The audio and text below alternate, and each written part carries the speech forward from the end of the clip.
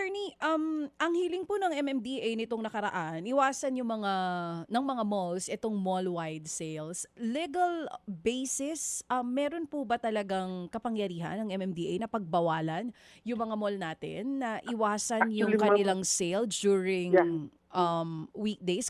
Kumbaga kasama po ba iyon talaga sa kapangyarihan ng MMDA? Kung hindi susunod po yung mga mall owners, kahit hindi ngayon taon kasi baka medyo late na, kunwari sa susunod na taon na mag-holiday, kung may hindi sumunod, ano pong sanctions nila? Actually, ma'am, it's been going for quite some time.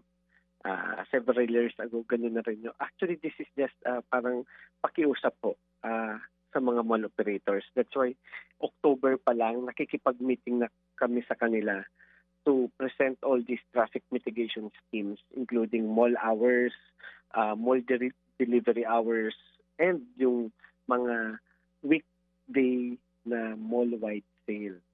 That's why hindi naman namin sila mabibigyan ng sanction kung hindi sila sumunod kasi ito'y pakiusap lamang sa kanila and close coordination. As much as Oo. possible, marami namang talaga mga malls na sumusunod dito pero may mga ibang asosasyon, mga retailer groups na sinasabi nila na sila na lang magmamanage, mag-uusap-usap sila, mag-ano ng kanilang scheduling para hindi sabay-sabay.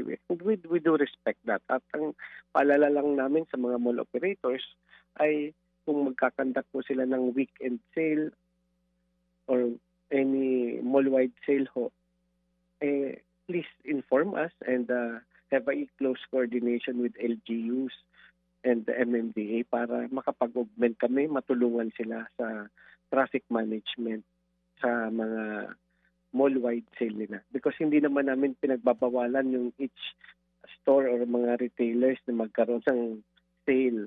They can do that. Ang pakiusap lang namin ay yung mga mall-wide sale because yun ho talaga ang nag-a-attract ng maraming mga tao and nagkakaroon ng matinding congestion within the vicinity ng mga malls. At talagang may impact sa traffic, especially if those malls are along EDSA.